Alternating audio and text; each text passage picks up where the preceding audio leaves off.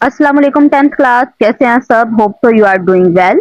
आज हमारा टॉपिक है terms and parameters of wave, यानी कि हम वेव के बारे में कुछ टर्म्स पढ़ेंगे जो हमने पहले टच की हैं, बट अब थोड़ा सा उसकी डेफिनेशंस देखेंगे क्योंकि डेफिनेशंस जो है बोर्ड में आती होती हैं, क्रस्ट, कंप्रेशन, वेव सेक्शंस। ठीक है, यहाँ से स्टार्ट करते हैं। क्रस्ट होता क्या है? Crust is the region of transfer wave. ये कहाँ पे होता है? ट्रांसफर वेव में होता है। क्रस्ट और ट्रफ ये दोनों ट्रांसफर वेव में होती है।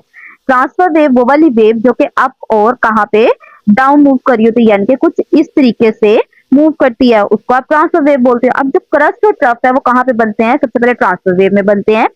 दूसरी बात, अबव द मीन पॉइंट, ये मीन पॉइंट से बिल्कुल ऊपर बनता है। मीन पॉइंट क्या होता है बेटा? मीन पॉइंट वो वाला पॉइंट होता है जहां पे एक पार्टिकल जो है वो रेस्ट पर होता है, यानी कि अगर मैं कहूँ एक पार्टिकल जो है यहाँ पे रेस्ट पे है और उसके बाद मैंने उसके अंदर वेव प्रोड्यूस करवा दी कुछ ऐसे तरीके से, तो ये वाली जो लाइन है जहाँ पे पार्टिकल जो है अनडिस्टर्ब पड़ा हुआ होता है, रेस्ट पे पड़ा होता है, उसको आप मीन पोजिशन बोलते हो उसकी। अब यहाँ पे जो रीजन मीन पोजीशन से ऊपर वाला होगा उसको आप बोलोगे क्रस्ट, और ये upper part of the wave होता है। ये कौन सा पार्ट होता है? अपर पार्ट होता है वेव का। और ट्रफ भी पढ़ते हैं, फिर डायग्राम से इसको समझते हैं। जो ट्रफ है वो आप ये भी कहाँ पे होता है? ट्रांसफर वेव में ही होता है, लेकिन ये कौन सा पार्ट होता है? बिलो पार्ट होता है। ठीक है, वेव का जो नीचे वाला पार्ट होता है, यानी कि ये वाला जो पार्ट होता है इसको आप बोलते हो क्या? Trough. It is the lower part of the wave, ये वेव का नीचे वाला पार्ट होता है। अब डायग्राम से सबसे पहले देखो, क्योंकि पार्टिकल जो है आपके कहाँ से एक अपवर्ड मूव कर रहा है, एक डाउनवर्ड मूव करें। यहाँ पे पार्टिकल्स की डायरेक्शन देखो अपवर्ड है और डाउनवर्ड है, लेकिन वेव की डायरेक्शन देखो कुछ इस तरीके से। वेव की डायरेक्शन पार्टिकल्स की और वेव की डायरेक्शन में एंगल कौन सा बन रहा है आपका? 90 का एंगल बन रहा है। जब भी 90 का एंगल बनता है वेव के पार्टिकल वेव के दरमियान में और पार्टिकल्स के दरमियान में, तो कौन सी वेव होती है आपकी? ट्रांसफर वेव होती है, यानी कि ये कौन सी वेव है आपकी? ट्रांसफर वेव है। अब यहाँ पे क्रस्ट और ट्रफ क्या होता है? ये जो आपका एरिया है अपर पार्ट्स हैं, यानी कि ट्रफ के जो ऊपर वाले पार्ट है, ये जो लाइन दिखा रहे हैं ये आपकी मीन पोजीशन है। अब मीन पोजीशन से जो ऊपर वाला पार्ट है, यानी कि ये वाला पार्ट है, अपर पार्ट है, इसको आप क्या बोलते हो? क्रस्ट बोलते हो। और जो आपका ये नीचे वाले पार्ट्स हैं मीन पॉइंट के, उसको आप क्या बोलते हैं?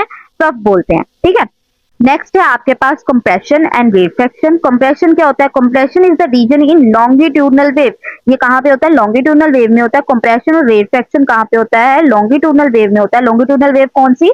जिसमें पार्टिकल्स मूव करते हैं back and fourth along the direction of wave. अगर वेव इस तरफ जा रही है तो पार्टिकल भी कुछ इसी तरफ मूव करते हैं। ठीक है, पैरेलल डायरेक्शन, पैरेलल इनकी डायरेक्शंस होती हैं। Where the particles of medium are close together, जो है एक ऐसा रीजन है लॉन्गिट्यूडनल वेव का जहाँ पे पार्टिकल्स जो होते हैं वो कहाँ पे होते हैं? क्लोज टुगेदर होते हैं। जहाँ पे पार्टिकल क्लोज टुगेदर होंगे वहां पे प्रेशर क्या बन जाएगा? हाई प्रेशर होगा। इसी का उल्ट कर लेते हैं वेव सेक्शन। वेव सेक्शन कहाँ पे होता है? जहाँ पार्टिकल जो है वो स्प्रेड अपार्ट हो, यानी कि खुले खुले पड़े हुए हो। जब पार्टिकल खुले खुले पड़े हुए हैं तो वहां पे प्रेशर भी क्या हो जाएगा आपका?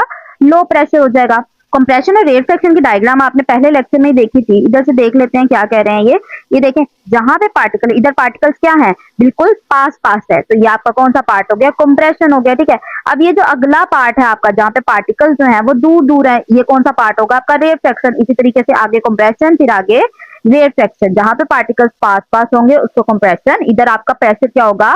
हाई प्रेशर होगा। और जो वेव सेक्शन है वहां पे कौन सा प्रेशर होगा? लो प्रेशर होगा। नेक्स्ट डेफिनेशन है आपकी एम्पलीट्यूड की। Amplitude of the wave is the maximum displacement. Maximum displacement यानी कि अपनी maximum maximum displacement of a point on the wave. Wave के ऊपर एक पॉइंट का maximum displacement from its undisturbed position, यानी कि कितना अपनी जगह से डिस्टर्ब होता है उसको आप एम्पलीट्यूड बोलते हो। It indicate energy carried by the wave. ये इंडिकेट करता है कि एनर्जी आप कितनी कैरी कर रहे हो वेव से। डायग्राम से समझते हैं, ज्यादा अच्छी समझ आएगी। मैक्सिमम हाइट अबव और बिलो मीन पॉइंट, यानी कि जितना ये आपका मीन पॉइंट है, यानी कि अनडिस्टर्ब पोजीशन है जो हमने पढ़ा था। अनडिस्टर्ब पोजीशन से एक पार्टिकल जो है वो कितना डिस्प्लेस होता है। डिस्प्लेस मतलब कि कितना वो अपनी पोजीशन से हिलता है। अब अगर ये वाला पार्टिकल है, पहले तो वो यहाँ पे ही था ना, ठीक है, अनडिस्टर्ब था, यहाँ पे मीन पोजीशन पे पड़ा हुआ था, लेकिन हमने उसको डिस्टर्ब करवाया कुछ इतना। ठीक है, अब ये नीचे वाले को भी देखो मैंने कुछ इतना डिस्टर्ब करवाया। अब ये कितना कितना डिस्प्लेस हुआ है, ये इतना डिस्प्लेस हुआ है, ये इतना डिस्प्लेस हुआ है, तो इसको आप क्या बोलते हो? इसकी एम्पलीट्यूड। यानी कि अगर मैं यहाँ पे देखूं, ये वाला जो पार्टिकल है आपका, ये वाला पार्टिकल, ये आपके पास एक वेव है, ए वेव है आपके पास, और ये आपकी दूसरी वेव है। अगर मैं पूछूं किसका एम्पलीट्यूड ज्यादा है, यानी कि किसने, कौन से पार्टिकल ने बहुत ज्यादा अपनी जगह से ऊपर उठा है या नीचे गया, यानी कि कितना ज्यादा डिस्प्लेस हुआ है अपनी जगह से, डिस्टर्ब हुआ है अपनी जगह से, उसको आप बोलते हैं एम्पलीट्यूड। अगर मैं इस पार्टिकल की बात करूं, ये अपनी मीन पोजीशन से बस ये थोड़ा सा इतना सा डिस्प्लेस हुआ है, ठीक है। अगर मैं इस पार्टिकल की बात करूं, ठीक है, इसके अंदर क्या हुआ है, ये पार्टिकल जो है अपनी पोजीशन से इतना ज्यादा डिस्प्लेस हो गया है, तो इसको आप क्या बोलोगे कि इसके अंदर आपकी डिस्प्लेसमेंट क्या है, बहुत ज्यादा है। Particle oscillate about their mean position, इसमें क्या होता है, ये जो मीन पोजीशन है पार्टिकल्स हैं ऑसिलेट करते हैं अपवर्ड और डाउनवर्ड ऑसिलेट करते हैं। इसको आप डोनेट कैसे करते हैं, एक्स नोट से इसको डोनेट करते हैं। इसका जो एसआई यूनिट है वो क्या है आपके पास, मीटर है। दोबारा देख लेते हैं इसको, या एक पॉइंट जो है वो अपनी जगह से कितना डिस्प्लेस करता है उसको आप बोलते हो एम्पलीट्यूड उसका। अब ये पार्टिकल जो है वो अपनी मीन पोजीशन से बस इतना सा डिस्प्लेस किया है, और अगर मैं इसकी बात करूं, ये वाला पार्टिकल जो है अपनी मीन पोजीशन से इतना ज्यादा डिस्प्लेस किया है, एक पार्टिकल बस इतना सा डिस्प्लेस किया है, एक पार्टिकल इतना डिस्प्लेस किया, तो किसने डिस्प्लेस ज्यादा किया है, नीचे वाले ने डिस्प्लेसमेंट ज्यादा की है अपनी पॉइंट से, अपनी मीन पोजीशन से, तो इसका मतलब है एम्पलीट्यूड किसका ज्यादा होगा, हमारी बी वाली डायग्राम का एम्पलीट्यूड ज्यादा है ए वाली डायग्राम से। वेवलेंथ, अब wavelength is the distance between two corresponding points on adjacent wave. Wave के ऊपर जो दो पॉइंट्स होते हैं सेम सेम, उनके दरमियान में जो फासला होता है उसको बोलते हैं एफ वेवलेंथ। जैसे क्रस्ट टू क्रस्ट का फासला या ट्रफ टू ट्रफ का फासला, ट्रांसफर वेव के अंदर क्रस्ट होता है, ट्रफ होता है, तो उनके दरमियान का फासला, या लॉन्गिट्यूडनल वेव में कंप्रेशन टू कंप्रेशन का या रेफ्लेक्शन टू रेफ्लेक्शन का फासला क्या कहलाता है, वेवलेंथ कहलाता है, और इसका यूनिट भी क्या है आपके पास, मीटर है। आपको बताया था जो अपर पार्ट है आपका वो क्रस्ट होता है, और जो लोअर पार्ट होता है वो आपका ट्रफ होता है। Length of successive crust and trough is wavelength, यानी कि अगर मैं कहूं कि क्रस्ट से क्रस्ट तक का डिफरेंस क्या कहलाएगा आपका, वेवलेंथ कराएगा। एक क्रस्ट ये आपके पास, दूसरी क्रस्ट आपके पास ये वाली है, इन दोनों के दरमियान का जो फासला है वो आपका क्या होगा, वेवलेंथ, जिसको आप डोनेट करते हो लैम्डा से, ठीक है, लैम्डा से आप इसको क्या करते हो, डोनेट करते हो। इसी तरीके से अगर मैं कहूं ये आपका ट्रफ है और ये भी आपका ट्रफ है, दोनों ट्रफ के दरमियान का जो फासला है वो भी क्या कहलाएगा आपका, लैम्डा कहलाएगा, ठीक है। दो क्रस्ट के दरमियान का फासला भी लैम्डा और दो ट्रफ के दरमियान का फासला भी क्या होता है, लैम्डा। ट्रांसफर वेव में अगर मैं आ जाती लॉन्गिट्यूडनल वेव में, ठीक है, लॉन्गिट्यूडनल वेव में क्या होता है, कंप्रेशन और रिफ्लेक्शन होते हैं। अब ये आपके पास एक क्या है, कंप्रेशन है, ये आपके पास कंप्रेशन है, ये आपके पास कंप्रेशन है। मुझे कैसे पता है ये कंप्रेशन है, क्योंकि इधर जो है पार्टिकल्स जो है पास पास है। कंप्रेशन क्या होता है, जहां पे पार्टिकल्स पास पास होते हैं। एक कंप्रेशन से लेकर दूसरे कंप्रेशन तक का फासला क्या कहलाता है आपका, लैम्डा कहलाता है, यानी कि एक कंप्रेशन से दूसरे कंप्रेशन तक का फासला लैम्डा। अगर मैं इसी तरीके से बात करूं, ये वाला जो पार्ट है आपका, कलर चेंज करते हैं, ये वाला जो पार्ट है आपका, ठीक है, ये आपका क्या है, रेयर फ्रैक्शन, और ये वाला पार्ट जहां पे पार्टिकल खुले खुले हैं ये भी आपका रेयर फ्रैक्शन है। एक रेयर फ्रैक्शन से दूसरे रेयर फ्रैक्शन का फासला क्या कहलाएगा आपका, वेवलेंथ कहलाएगा। जिस तरह यहाँ से क्रस्ट तक का फासला या ट्रफ से ट्रफ तक का फासला वेवलेंथ है, इसी तरीके से कंप्रेशन और रेयर फ्रैक्शन तक का फासला भी क्या होता है आपका, रेयर वेवलेंथ ही होता है, और इसका यूनिट क्या है आपका, मीटर। ब्रेन टीजर दिया हुआ है एक, उसको देख लेते हैं। Two waves travel at the same speed, दो वेव्स हैं जिनकी स्पीड क्या है आपके पास सेम है, लेकिन उनमें से एक है जिसकी फ्रीक्वेंसी हाई है, तो आपने बताना है कि जो कम वाली फ्रीक्वेंसी वाली है उसकी वेवलेंथ छोटी होगी, या जो ज्यादा फ्रीक्वेंसी वाली वेव है उसकी फ्रीक्वेंसी छोटी होगी। एक फार्मूला होता है v is equal to f lambda, ठीक है। v तो आपके पास सेम है तो इसको तो हम हटा देते हैं, आगे बढ़ते हैं f4 लैम्डा। f4 लैम्डा के दरमियान में देखो, अगर ये यहाँ पे मल्टीप्लाई हो रहा है लैम्डा, तो नीचे जाके क्या हो जाएगा, डिवाइड, तो अगला इक्वेशन क्या बनेगी आपकी, f is equal to 1 over lambda. देखो लैम्डा यहाँ पे इसके साथ मल्टीप्लाई हो रहा था, मैंने उसको बस नीचे लेके गई हूँ, ठीक है। अब यहाँ पे अगर तो फ्रीक्वेंसी हाई है, यहाँ पे देखो फ्रीक्वेंसी अगर हाई है, ठीक है, तो उसकी वेवलेंथ क्या हो जाएगी, कम हो जाएगी, ठीक है। जिस वेव की फ्रीक्वेंसी हाई है उसी वेव की वेवलेंथ क्या होगी, छोटी होगी।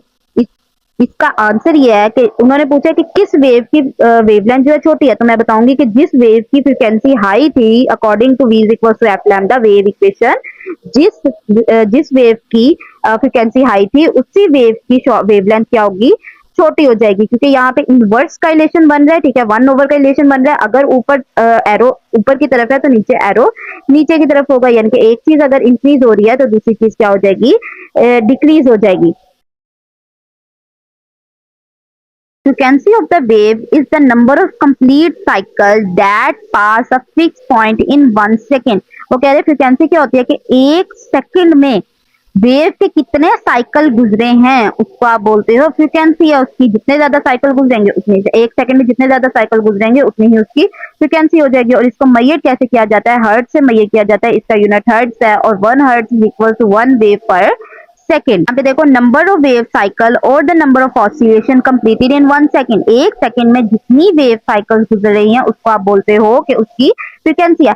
इसको डोनेट एफ से करते हैं और इसका ऐसा यूनिट है हर्ट्ज। अब सबसे पहले वेव साइकिल क्या होती है ये देख लेते हैं। एक वेव यहाँ से स्टार्ट हुई और एंड होती है यहाँ पे, ठीक है। ये क्या बनी है हमारे पास? एक साइकिल। देखो यहाँ से ऊपर से स्टार्ट हुई और दोबारा ऊपर ही आ गई है, ठीक है। ये आपकी बन गई एक साइकिल। अब अगर मैं दूसरी साइकिल की बात करूं, दूसरी साइकिल बनाती हूँ इसकी। ये आपकी दोबारा से स्टार्ट हुई और यहाँ पे दोबारा से एंड हो गई। ये आपकी क्या हुई? दूसरी साइकिल हुई, ठीक है। ये आपकी दूसरी साइकिल। अब मैं तीसरी साइकिल देखती हूँ क्योंकि इसके अंदर 3 साइकिल्स बन रही हैं। अगली साइकिल यहाँ से स्टार्ट हुई, दोबारा यहाँ पे एंड हो गई। ये आपकी 3 साइकिल्स हो गई। यानी कि एक सेकंड के अंदर अगर मैं सबको देखूं, एक सेकंड के अंदर इसकी कितनी वेवलेंथ गुजरी है, कितने साइकिल्स गुजरे हैं? 3 साइकिल्स गुजरे हैं इसके, ठीक है। क्योंकि देखो एक साइकिल ये गुजरा, एक साइकिल ये है और दूसरा साइकिल, तीसरा साइकिल ये है। एक साइकिल ये, दूसरा साइकिल ये और तीसरा साइकिल ये। तो इसकी फ्रीक्वेंसी क्या होगी? 3 हर्ट्ज। इसकी फ्रीक्वेंसी क्या हो जाएगी? 3 हर्ट्ज हो जाएगी, ठीक है। इसी तरीके से अगर मैं इस डायग्राम पे आ जाऊं, इस डायग्राम में पहले हम साइकिल्स मेजर करते हैं। एक साइकिल यहाँ से यहाँ तक, ये पहला साइकिल हो गया हमारा, ठीक है। दूसरा कलर यूज करते हैं, पहला साइकिल। दूसरा साइकिल देखते हैं, यहाँ से यहाँ तक दूसरा साइकिल बना, ठीक है। मैं जस्ट अभी साइकिल काउंट कर रही हूँ, मैं कुछ नहीं करी। दूसरा साइकिल, तीसरा साइकिल यहाँ से यहाँ पे आया, ठीक है। ये दूसरा साइकिल है, तीसरा साइकिल है और हमारे पास अब चौथा साइकिल, ये हमारे पास चौथा साइकिल है, ठीक है। एक सेकंड के अंदर, एक सेकंड के अंदर इसने कितने साइकिल्स कंप्लीट किए हैं? 4 सेकंड, 4 साइकिल्स कंप्लीट किए हैं। तो इसकी फ्रीक्वेंसी क्या होगी? 4 हर्ट्ज। अगर आपको कहीं पे लिखा आ रहा है ना 4 हर्ट्ज, तो आपने फौरन समझ जाना है कि इसने क्या किया है, एक सेकंड में 4 साइकिल्स कंप्लीट किए हैं, ठीक है। आप अगर कहीं पे लिखा आ रहा है 6 हर्ट्ज, ओके, अगर कहीं पे 6 हर्ट्ज लिखा आ रहा है तो आपने फौरन समझ जाना है कि इसने 6 साइकिल कंप्लीट किए, कितने सेकंड में? एक सेकंड में। अब जैसे यहाँ पे देखो एक साइकिल, ठीक है। ये साइकिल भी काउंट करते हैं। एक साइकिल है, ये दूसरा साइकिल है, ये तीसरा साइकिल है, फिर उसके बाद ये चौथा साइकिल है उसका, और ये 5वां साइकिल, और ये छठा साइकिल, ठीक है। ये छठा साइकिल है उसका। अब यहाँ पे अगर देखो एक सेकंड में उसने कितने साइकिल्स कंप्लीट किए हैं? 6 साइकिल। तो इसकी इसकी अगर मैं फ्रीक्वेंसी की बात करूं तो क्या आप लिखोगे? 6 हर्ट्ज लिखोगे, ठीक है। 6 हर्ट्ज इसको लिख लोगे।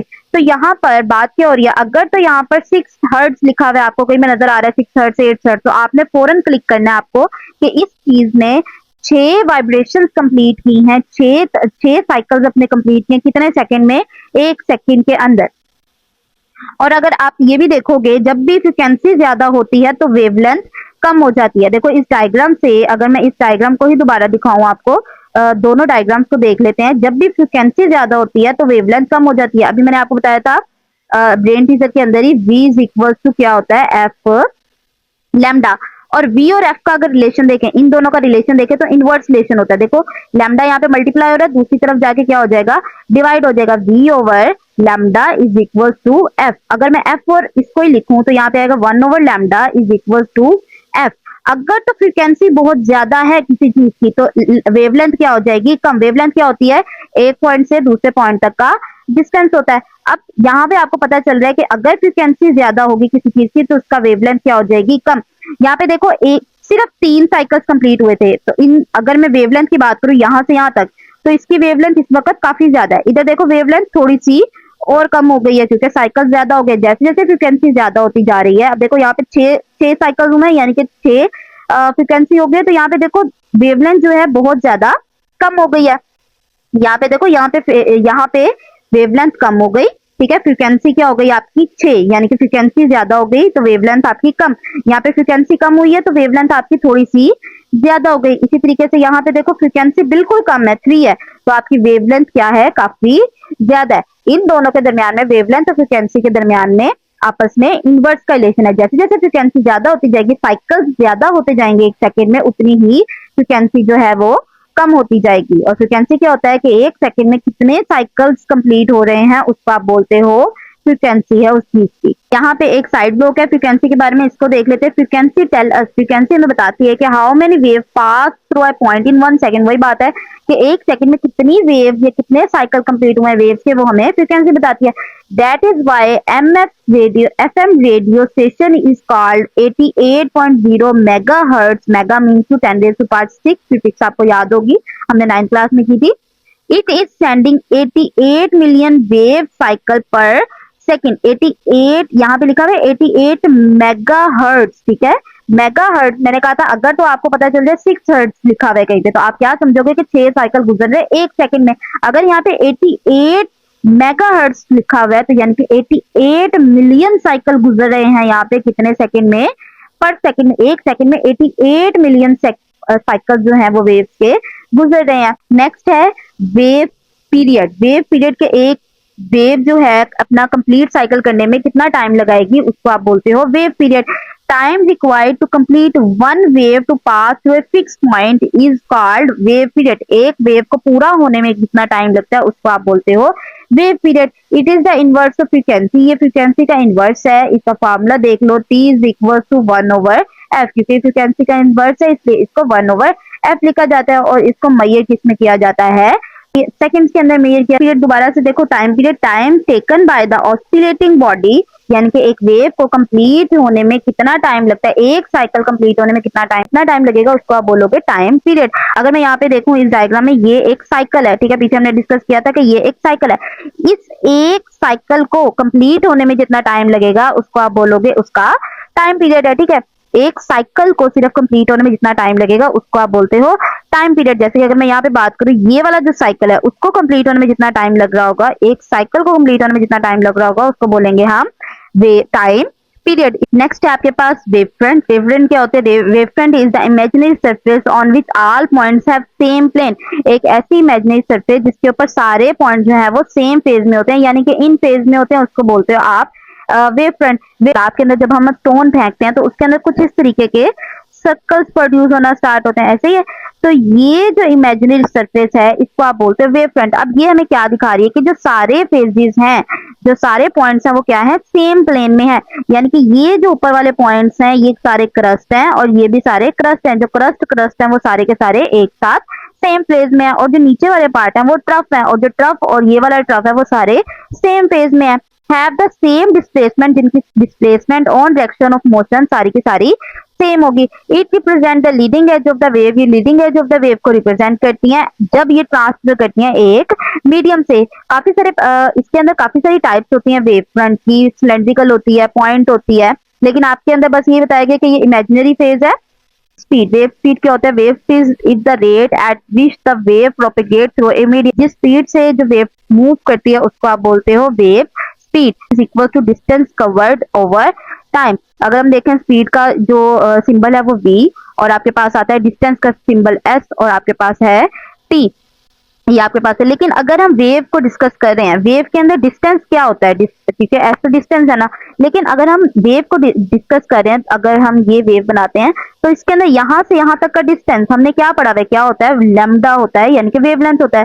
तो इसका मतलब मैं एस की जगह पे क्या लगा सकती हूँ? लैम्डा लगा सकती हूँ। और अब टी को टी क्या होता है? टी क्या होता है कि एक जो वेव है कितने टाइम में अपना एक साइकिल कंप्लीट करती है, यानी कि यहाँ से यहाँ तक अपना एक साइकिल कितनी देर में, यानी कि एक वेव यहाँ से यहाँ तक अपना एक साइकिल कितनी देर में कंप्लीट करी, उसको आप कहते हैं वेव पीरियड। और इस वेव पीरियड को आप रिप्रेजेंट करते हैं कैपिटल टी से। तो यानी कि आपके पास आ जाता है यहाँ पर कैपिटल टी। मैं इसको दोबारा रेस करके लिखती हूँ यहाँ पर।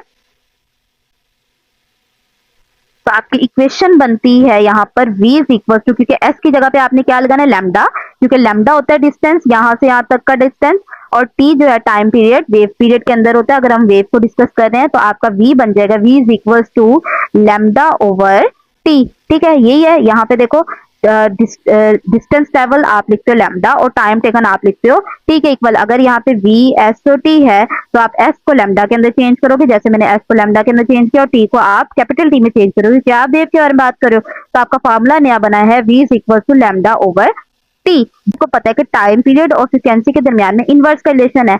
Time period time period is equal to 1/f, ठीक है, यही था आपके पास। तो हम यहाँ पे क्या लिख सकते हैं, टी की जगह पे मैं लिखने लगी हूँ 1/f, lambda is equal to 1/f, okay. और यहाँ पे आ गया v, जब ये f, अब यहाँ पे 1/f है, ठीक है, ये f ऊपर जाएगा तो ऊपर जाके क्या हो जाएगा, मल्टीप्लाई, तो आपके पास नई इक्वेशन आएगी v is equal to f lambda, ठीक है, ये इक्वेशन आ जाएगी। ये जो इक्वेशन है आपके पास क्वेश्चन आता है prove that v is equal to f lambda, आपने इसको प्रूव करना होता है सारे का सारा यहाँ तक। बाद में बता दीजिएगा कि v जो है वो वेव स्पीड है, f जो है वो फ्रीक्वेंसी है जो कि हर्ट्ज में ली जाती है, और लैम्डा जो है वो वेवलेंथ है जो कि मीटर में लिया जाता है। होप सो आपको लेक्चर की समझ आ गई होगी। अगर किसी भी किस्म के कोई डाउट्स हैं तो आप पूछ सकते हैं कमेंट सेक्शन में। वीडियो को लाइक कर दीजिएगा, चैनल को सब्सक्राइब कर दीजिएगा। मिलते हैं हम नेक्स्ट वीडियो में। टेक केयर, अल्लाह हाफिज।